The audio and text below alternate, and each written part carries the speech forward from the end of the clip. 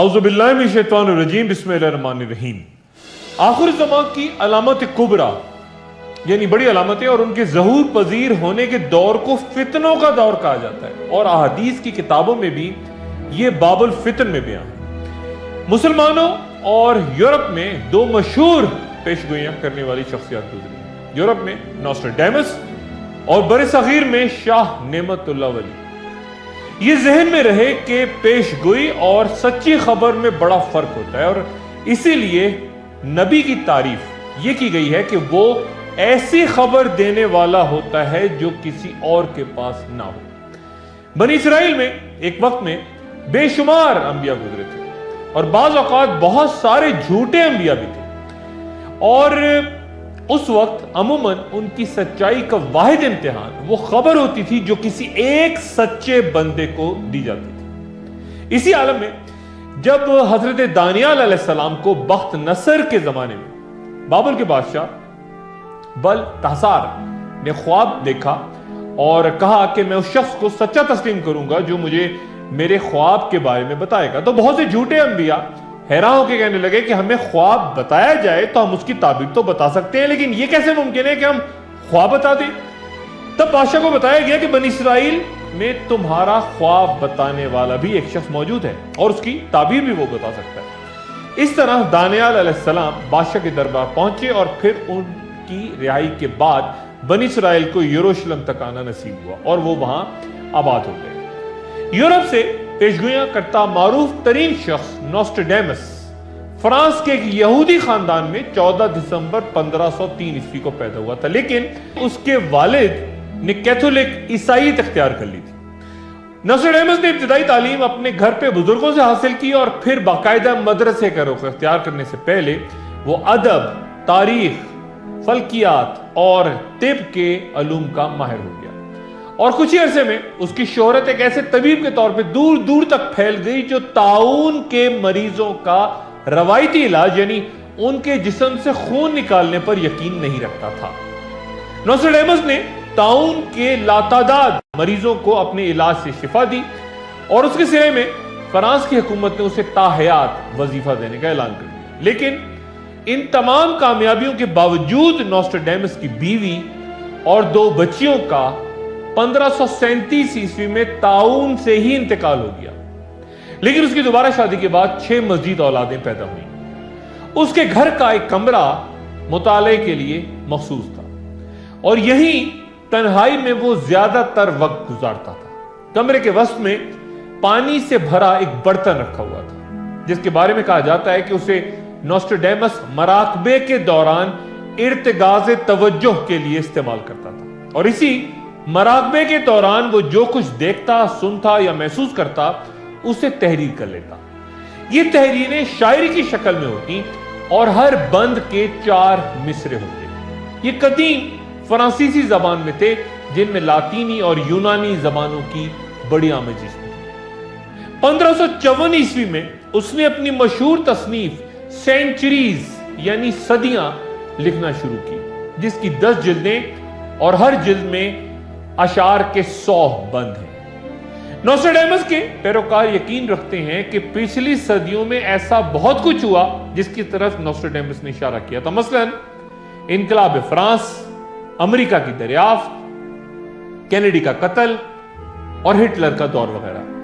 جبکہ نوسٹراڈیمس کے ناقدین کا خیال ہے کہ اس کے بیان کردہ حالات مختلف ادوار کے واقعات کے سانچے میں ڈھالے جا سکتے ہیں، اور وہ مختلف انداز میں پیش کیے جانے کی مکمل صلاحیت رکھتے ہیں۔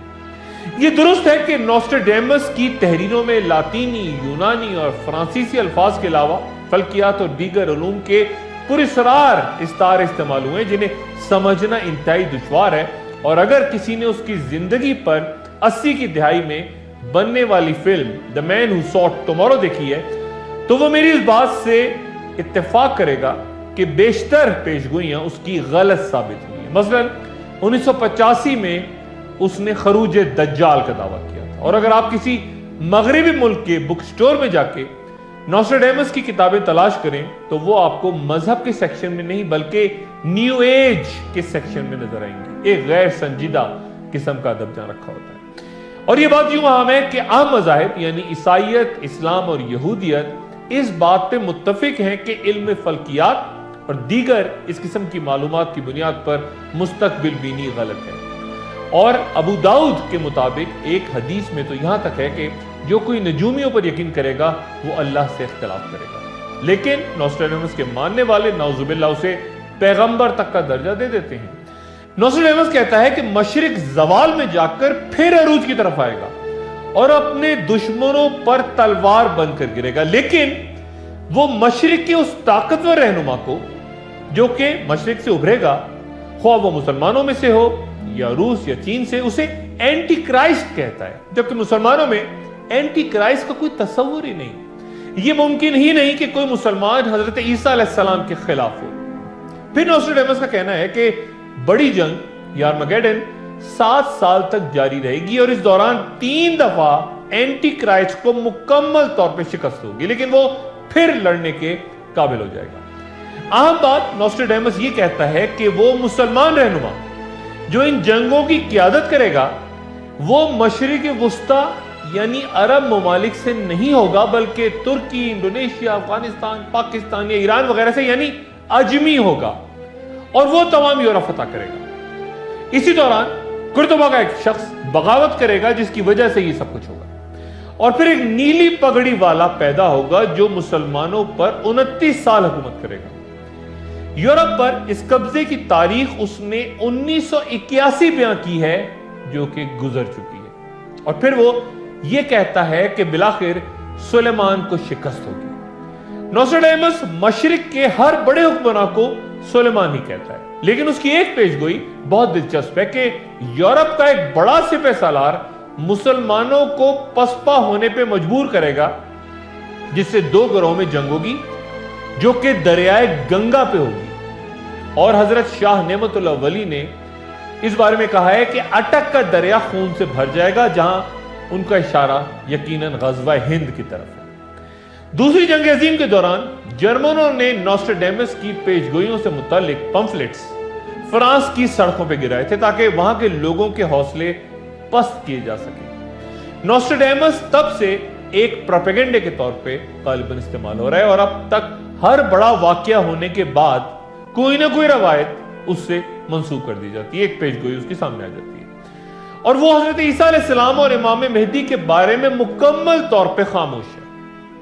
علامات کبریٰ یا آخر الزماں کا ذکر کرتے ہوئے یہ لازم ہے کہ ہم وقت یا زمانے کو سمجھیں۔ اگر ہم وقت کو اپنی نظر سے دیکھیں تو وہ ہمیں گھڑی یا کیلنڈر کی صورت نظر آتا ہے، لوگوں کی عمر اور ایک دوسرے سے رشتہ یعنی باپ بیٹے یا ماں بیٹی، بڑا اور چھوٹا بھائی۔ وقت گویا مختلف چیزوں کی پہچان ہے۔ اس وقت دنیا میں فلسفے کے جتنے بھی نظریات ہیں ان میں وقت لامحدود ہے، یعنی کبھی ختم نہیں ہوگا، جبکہ اللہ تعالیٰ قرآن شریف میں کئی مقامات پہ فرماتے ہیں کہ ایک مقررہ وقت تک۔